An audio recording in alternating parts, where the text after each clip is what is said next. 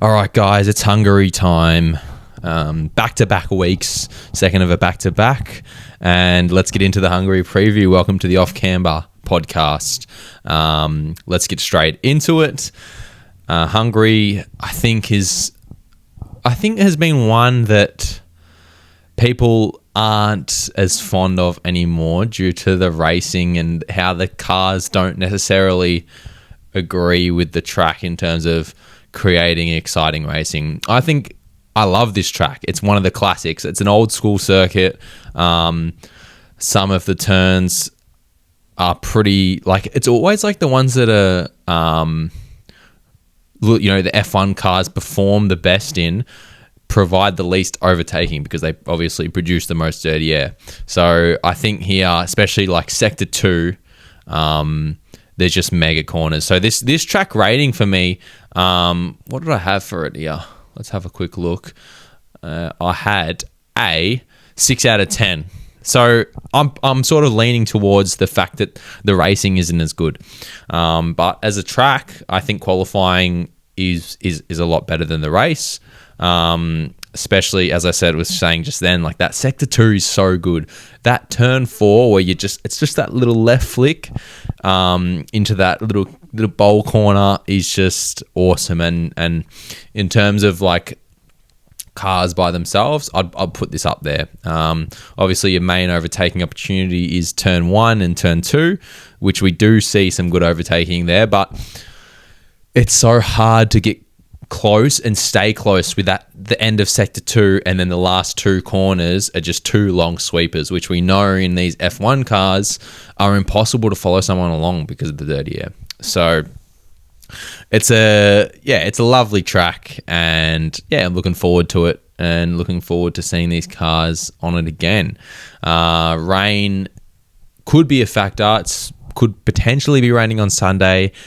So we could have another rain-affected race, which we have had over the years at this place. I mean, Hungary, obviously last year was a dry race, but we have the ones where, like Hamilton was the only one to start on the grid. That was wild. We've had Verstappen crashing in the outlap to the grid, and then the mechanics had to pull all that ridiculous 20-minute fix on the car. And obviously they've done it, which was so cool. Last year was Oscar's first win. I think it's had some good movements, this track, and I do like it. It's just the cars aren't suited to overtake around here. The tyres obviously are a bit softer for this track. It's a 70-lap race, so I think we will see a two-stopper.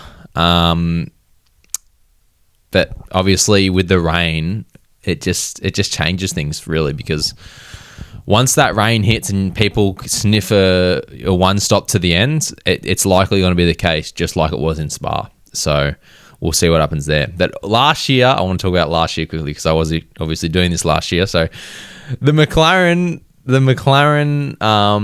infamous radios where they're trying to get Lando to give the position back on Piastri. I think it sort of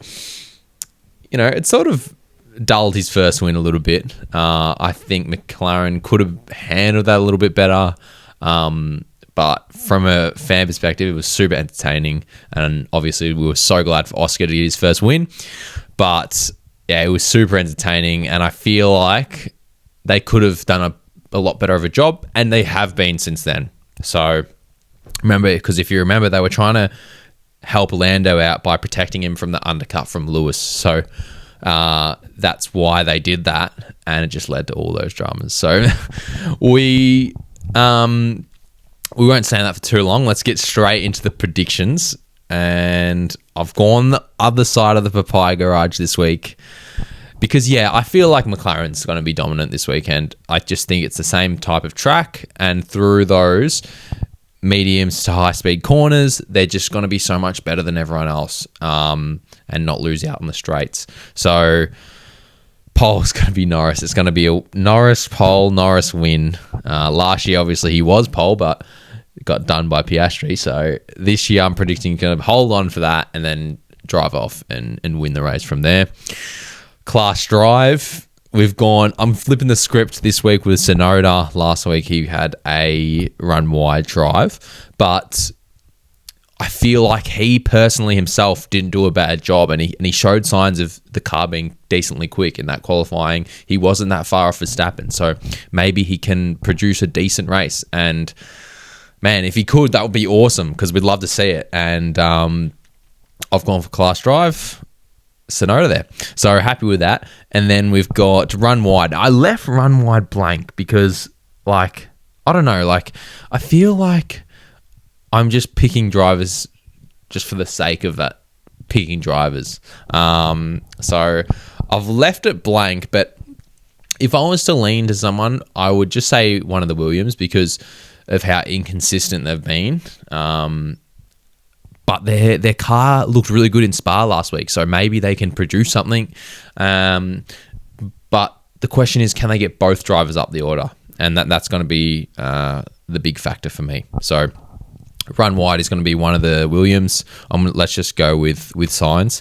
And yeah, those are my predictions. I think I'm a good chance. I mean, the only way it wouldn't happen, I guess, is Piastri just coming in and dominating, which is obviously very possible, but that's the game of predictions. I mean, like, it's easy to say with hindsight, but beforehand, it's just like, we don't know what could happen. So we don't know where their state of minds are, things like that. So those are the predictions. We can talk some of the teams, some news. So Meki's had his first weekend last weekend, which he did a standard, subtle, calm, collected job, which was great. So good on him. We'll see how he responds this week again. I think that's probably going to be the theme for the rest of the year for him. Just keep a low profile, keep everything calm, keep everything steady. No, loudness coming from his way. Aston Martin, Lagonda. So they are supposedly, look, I'm not super read up on this, so don't quote me on this shit, but I read that Aston Martin Lagonda is going to be potentially exiting F1, but maybe not removing the brand name from their from the team, but selling their shares within the team. At the end of the day, though, I mean, it's all Stroll. So anyway, so I don't know what's going on there, but I won't comment too much about it because I'm not savvy on it, mate. I'm not around it, so I won't say too much. But what I will talk about is the team's performance because that's what I'm around. Can Ferrari see these upgrades turn into something good? Hamilton was struggling a bit with the weather and getting set up, I believe. So, and being amongst the pack of cars, we didn't get to see the full potential of it.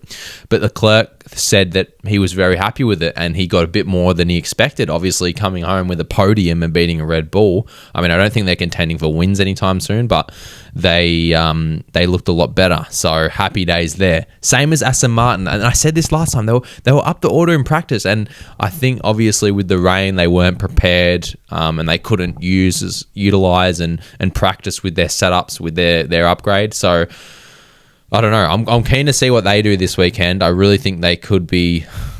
I mean, they could be a standout and grab some points. Hopefully they do because they were absolutely garbage in Spa. And then I've also got the same here as Williams. Like, can they sort of perform where it's just like I feel like they could be that like top 8. Just both of them at top 8 would be really good in a Grand Prix. Bag some big points. And yeah, same as Bortoletto. He's been really good.